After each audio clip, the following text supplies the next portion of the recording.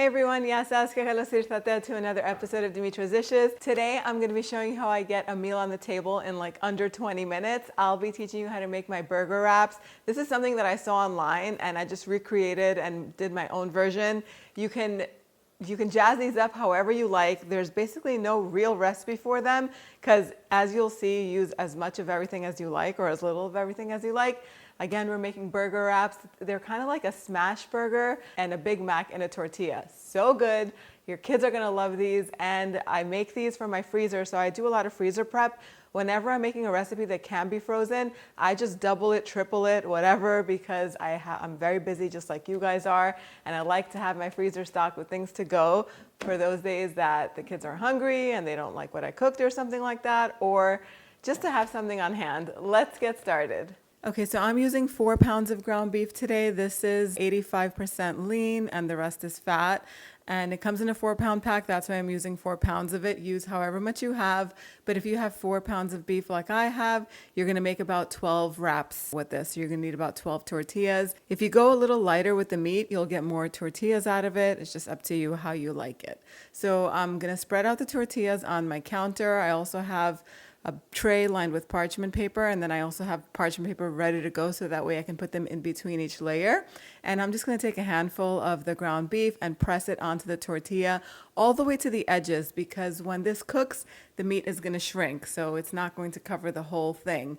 And once everything is pressed out and nice and flat, that's it. You can layer them on the tray, and if you can fit 3 on one, that's fine. Try not to overlap them like I did with the first one, because when they freeze, the edges tend to stick together and then break off. So just do 2 per layer unless you have smaller tortillas. You can do this with the small corn tortillas or the mini flour tortillas. So as many as fit comfortably on the tray, that's how many you want to put on there. Make sure you put either wax paper or parchment paper in between so they don't all end up stuck together, and then just freeze them. So if you're cooking them fresh, you would do the same thing as when they're frozen. Season them lightly with salt and freshly cracked black pepper.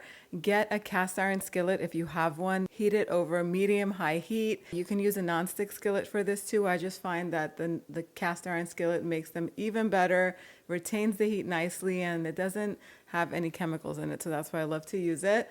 Drizzle just a tiny bit of olive oil onto the skillet and then place the burger wrap face down, meat face down onto the pan. Set your timer for 3 to 4 minutes and then carefully flip it over. At this point, I like to top it with cheese. I'm using muenster cheese because that's my favorite. Use your favorite cheese. And if you have a lid, you can pop a lid on top of the pan and then cook it about 2 to 3 minutes on the other side so the tortilla gets slightly crispy. The bottom side of the beef cooks also, and that cheese is gonna melt. Transfer it onto a plate, and then I just like to top it with my toppings. I just cut up some lettuce. I use iceberg lettuce, and I made sure to drain it really well using my salad spinner.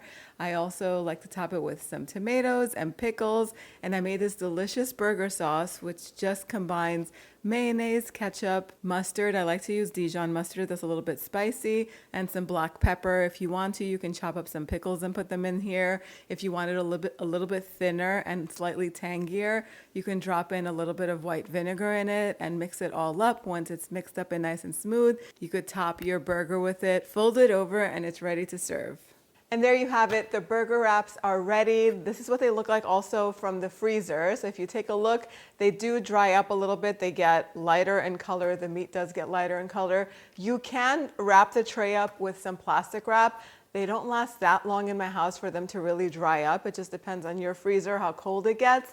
But I just leave them like that, layered with the parchment paper. Again, try not to squeeze too many in on each layer, because when they freeze, when you go to take them out, first of all, you don't really have that much time to thaw them out. I just cook them straight out of the freezer whenever they're frozen, and they kind of stick together and the edges break. It's not really that big of a deal.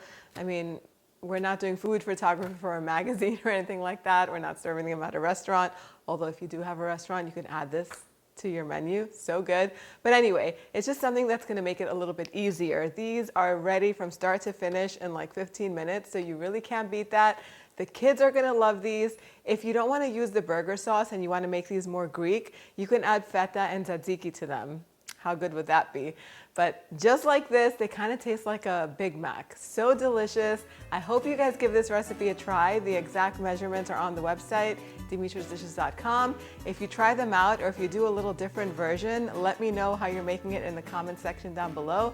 I love to read about your recreations and also on your experiences in making my recipes. I love to hear it. Thank you so much for spending time with me today. I'll see you all next time. Gracias.